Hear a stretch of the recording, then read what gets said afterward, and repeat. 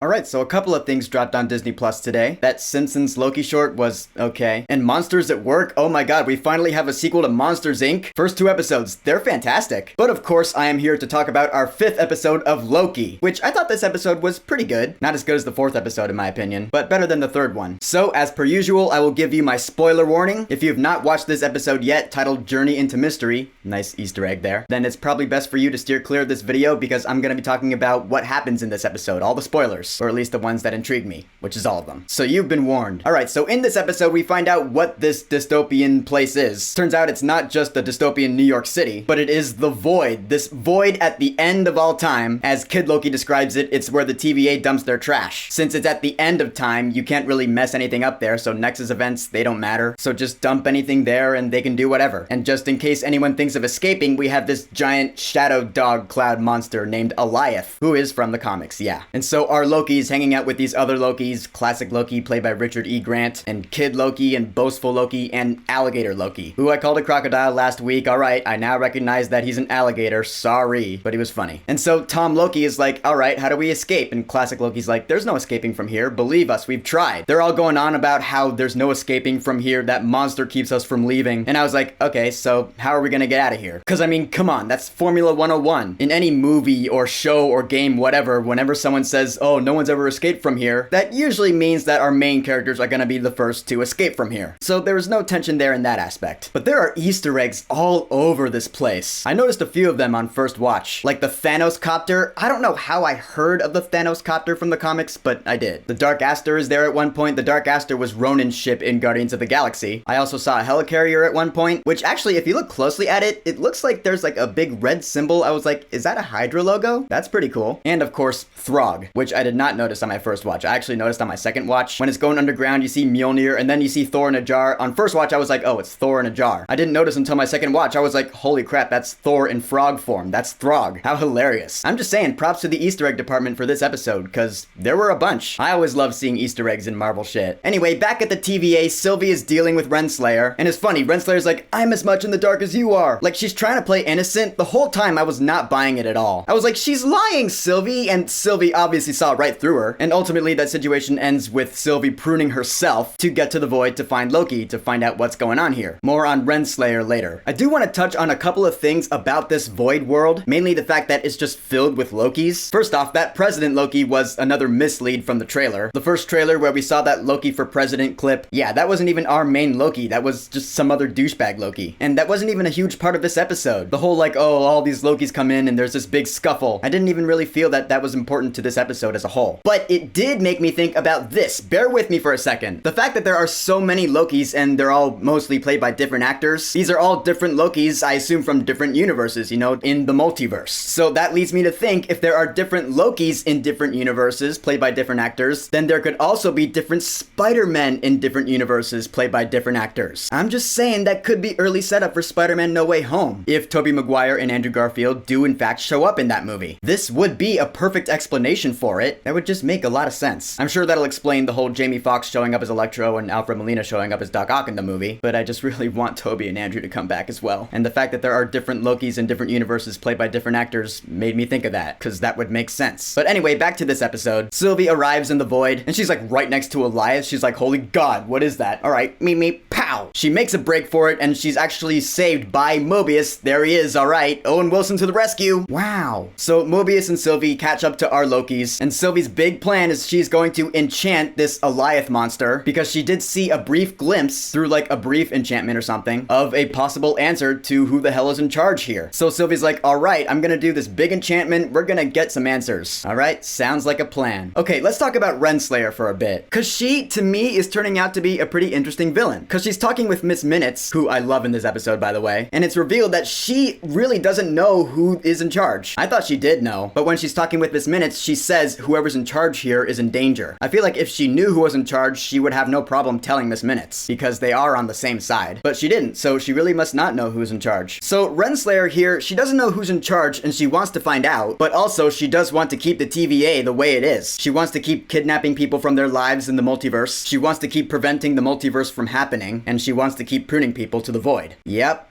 that's a villain. Like, she's scared, but she also has villainous intent. I think that's really interesting. And so she asks Miss Minutes for the files on the beginning of time, the creation of the TVA, and that's the last we see of her in this episode. So I imagine she'll show up in next week's finale. She'll probably meet Loki and Sylvie on that castle on the asteroid, which I'll get to when I get to it. Then we have this moment with Loki and Sylvie, this really touching, heartfelt moment that actually got to me. This scene brought me over to the side of, yeah, alright, I don't mind shipping Loki and Sylvie. It's twisted, oh yeah, for sure, but it's Loki. It works for him. I just really felt the chemistry between these two Lokis. They seem to like each other a lot, so I say power to them. There's a point where Loki says, I betrayed my brother and everyone who's loved me, but that's not who I am anymore. Which does make me think that our Loki here may really no longer be a villain. This could be a redemption arc for him. I mean, bear in mind, he has been both a villain and a hero. He did bring the ship in Thor Ragnarok to save all the Asgardians, so I'm not against a redemption arc for Loki. Hell, even at the beginning of Infinity War, he tried to do a good thing and kill Thanos. That's redemption. So why can't he be redeemed here? I say he can. And so, alright, we're gonna execute our plan. And when Mobius leaves, dude, man, Loki's like, what are you gonna do once you get back to the TVA? To which Mobius responds, burn it to the ground. I'm curious, is this our goodbye to Mobius? Are we gonna see him in next week's finale? I don't know, because this does feel like a pretty heartfelt goodbye. Man, when Loki brings him in for a bro hug, I was like, I am feeling this. That was good. That was pretty well executed. If this is our goodbye to Mobius, then arrivederci. You know what? Actually, now that I think about it, no, it can't be our goodbye. Because we gotta see him on his jet ski. That's gotta happen. So I imagine we might see that in next week's finale. If we don't, oh boy, there's gonna be a lot of pissed off Mobius fans out there. I'm predicting it now. So alright, now we execute our plan. And it does work. You know, there's a lot of tension. They're like, oh, we can't pull it off. I was like, this episode's not gonna end with them failing. That would be pretty shitty storytelling. So again, I didn't really feel any tension here. It was pretty cool though that classic Loki sacrificed himself by making this big hologram of Asgard to distract Goliath. That was pretty cool, yeah. And he does sacrifice himself. That actually shows that Loki can be a hero. He can make the sacrifice play. I don't know, I think that might be important in the next episode. Us seeing here that Loki can be a hero. Just keep that in mind, that's all. And so this episode ends with, of course, the enchantment working. The enchantment is successful, and we see this castle on an asteroid, which we briefly saw in like the mid-season trailer and the glimpse earlier in this episode. And there are some ships flying around this castle. I'm like, what is this place? And so that's it. Loki and Sylvie are walking towards it, and it cuts to black. That's the end of this episode. No credit scenes here. That's kind of weird. Like, why would the last episode have a mid-credit scene, but there'd be no credit scenes in this one? I don't know. We'll probably get some next week, though. So, alright, now, of course, the big question is, who are they going to see in this castle? Who is the being in charge of the TVA and the whole thing? I have a couple of guesses. None of them may be right.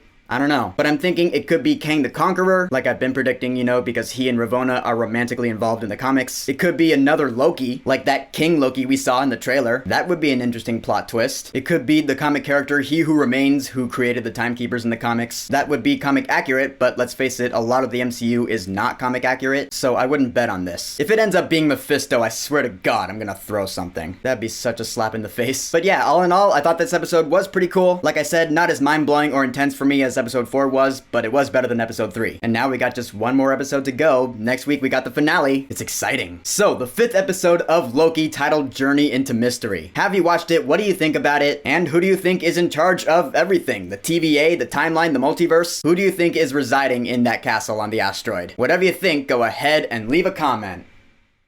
And don't forget to subscribe.